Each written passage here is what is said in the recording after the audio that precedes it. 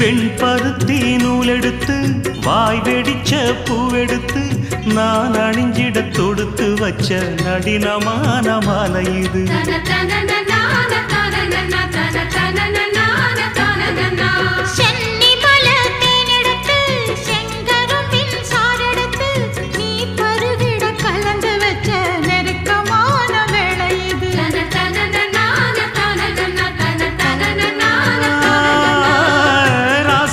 உடம்பிருக்கும் ரவிக்க துணி நானாக அன்னாடம் சூடி கொள்ள ஆசை வச்சாகாதா.